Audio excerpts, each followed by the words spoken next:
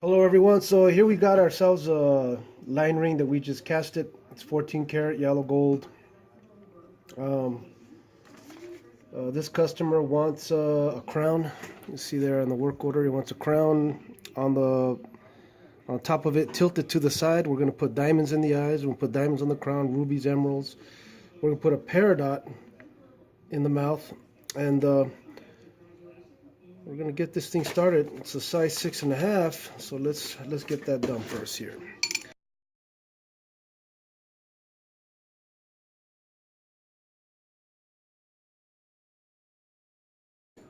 Let's see how we didn't lose any thickness on the ring there. So now, start to file the sides.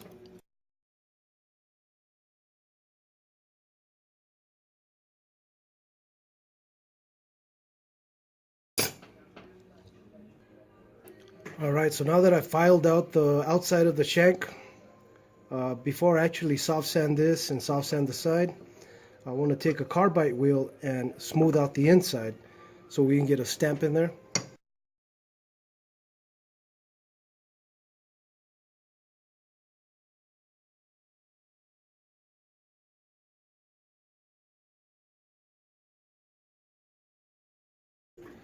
Now that we've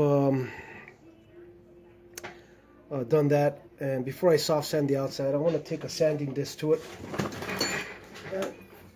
I'm going to go ahead and use a 7/8 medium sanding disc.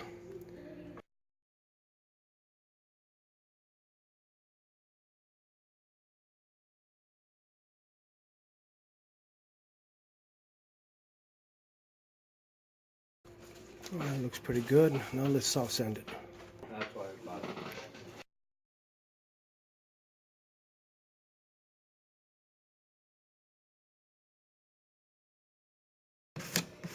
Alright, once I'm satisfied,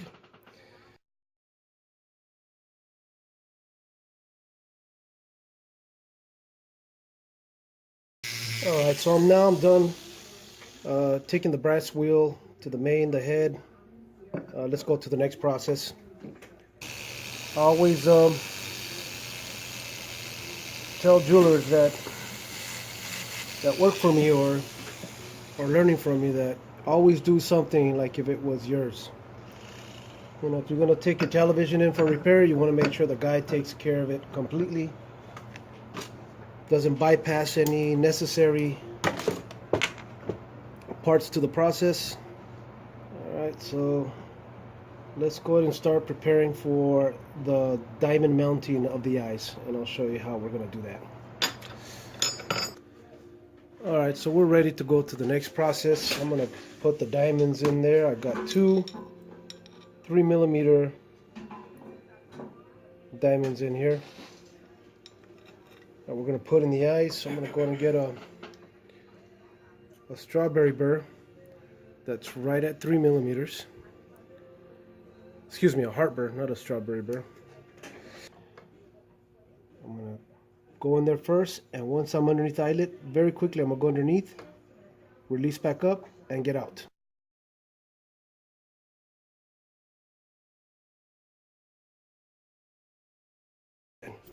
So let's get that first diamond. There it is. Already see how the diamond is underneath that eyelid. An engraver, and we're going to push that metal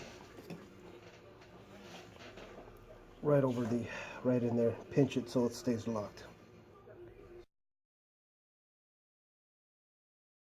So you can see it. You can see the diamond in the eye. Alright, so you can see there, I went ahead and did the other eye. Next thing I'm going to do is I'm not going to mount the peridot in the mouth yet. The peridot that goes inside that mouth, I'm not going to touch that yet. I'm actually going to do the crown first. And the crown, the client wants the crown at an angle. So basically what I've done is I've went ahead and drew all that out. And what I'm going to start doing is cutting it. And I'm using a 3/0 saw blade.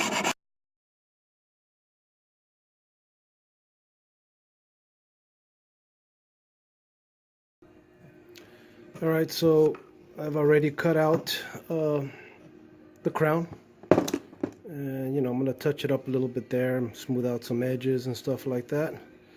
But you can see how this is gonna kind of go at a slant here like that, you know, kind of like a homie, just kind of slanted crown.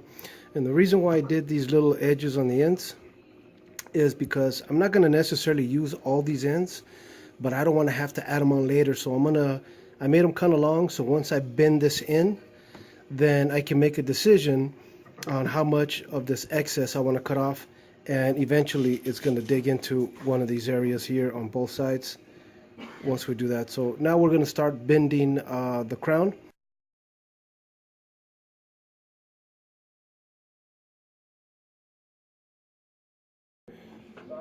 All right, so I went ahead and formed the crown on top of the lion, and this crown is actually going to be slanted like that. So here we have the crown. I'm trying to zoom in so you guys can see it. Excuse my ways of taking videos, I'll get better. Again, I'm just starting to do this. And I don't know if you can tell, but I have 3 lines, my center line, and then I have 2 lines on the outside. So we're going to have a diamond in the center, it's going to have a ruby on each end, and then the emeralds. And then we'll see what else we can, you know, muster up for this crown. So I have the crown already on the ball here, and I have the shellacs already, it's hardened up. And of course, like I said prior, I went ahead and got my center line, and then the outside lines where the outside diameter of the diamonds are going to go, and I placed them on there. Now when you're placing stones on a piece, usually you don't have a problem because you're working on a flat surface, but since this is a round surface, and if you didn't do the process I'm gonna tell you right now, you'd have stones flying all over the place. But I like to kind of put them together so I can see what it's gonna look like. I do that for 2 reasons. Number one, it's easy for me. It's very accurate. But also, once it's on there, I can see to myself, let my creativity take off and say, okay, well, maybe if I do this now, that would look nice over here. Let's do this, and I'll add or subtract uh, um, stones or whatnot. So what I'm going to do here, what I actually did is I actually put beeswax on the crown, and these stones, no matter, even if I spin them, they're not going to fly off. They're going to stay right on there. So there, I have an accurate illustration of exactly where the stones are gonna be and how they're gonna look. So now I'm gonna take the stones out, but before I do that, I wanna get myself a little fine point permanent marker, and I'm basically just going to, on each outside,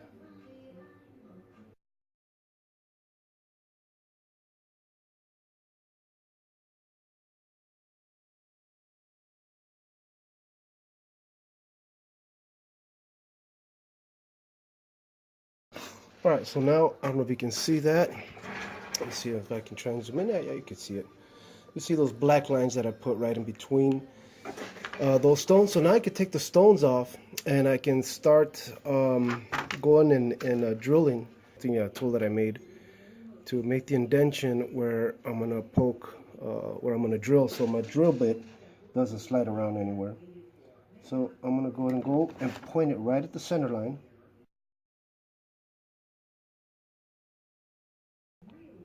All right, so I'm gonna start drilling this thing here. And whenever you're drilling, it's always good to use some type of a lubricant. You know, you just dip it in there and do it as many times as you can. You don't want to, 2 things, you don't want to break your tip, and number 2, you don't want it to stay stuck in the metal.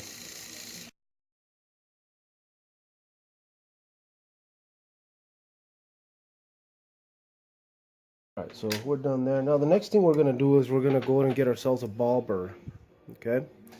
And it's going to be about half of the millimeter width of the stones that you're going to use.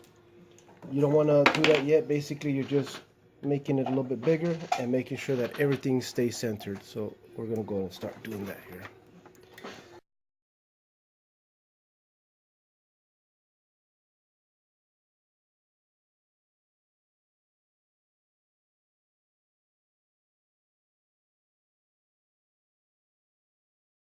So I'm going to use that engraver that I said, but I want to show you how polished it is where the cutting is going to be. That's very important. You see, we used a diamond polisher aside from the ceramic, and that'll give us a real nice bright shiny. Alright, I think I got a good angle there. Hopefully you guys can see that. Let's go ahead and just get it.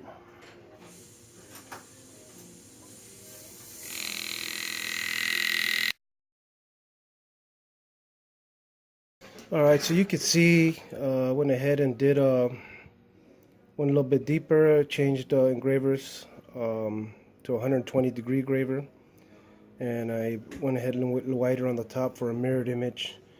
Looks real nice and shiny, and then also slanted a little bit of an angle, because I feel like if it's going to be kind of like a tapered hat, round hat going around, I want to kind of go with the flow there. So next thing I'm going to do is I'm going to get my cylinder burr, and I'm going to eat across this right here. And I'm going to go ahead and use a tapered cylinder burr. You can see that there.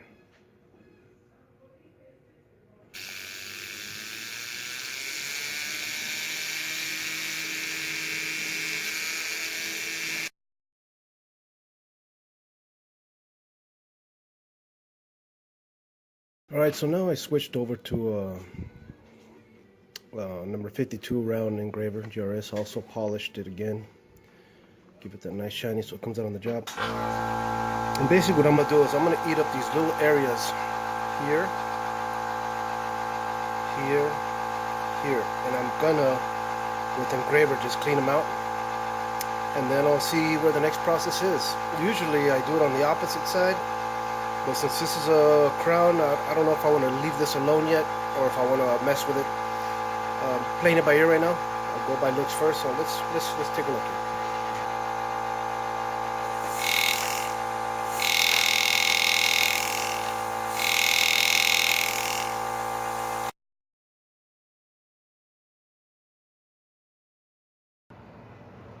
here. Alright, so I went ahead and just took it under the microscope so I can finish the bottom there. I don't know if you can see it, but this is ready to be mounted. I'm just finishing putting the stones inside. I just need one more ruby here. And then after that, we're going to start using our beading tool. And our beading tool, of course, used to push down, and then you push down and it actually melts the stone for you. So let's give that a shot here. All right, so I just bead set it, all the stones.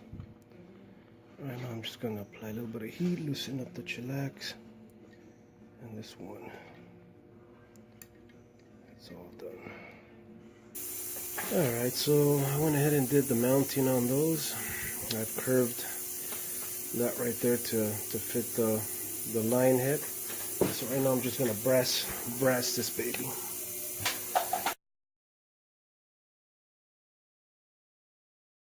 So there's your lion head.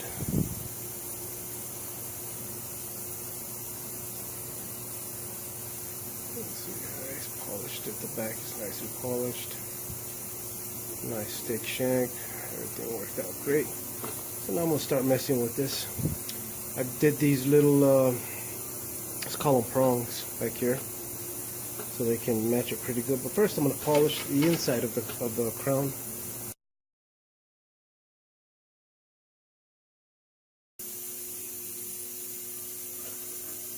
Alright, I'm about to weld this crown on the line. You see how I kind of hinged it so it can go like that and it's not fall off right now.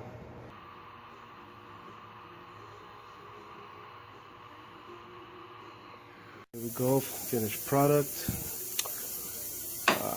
Got the diamonds in the eyes, the stones on the crown, peridot in the mouth, just like the customer wanted. There's your crown there, diamonds inside the eyes. 14 karat gold, tilted crown. Looks pretty good. See you in the next project.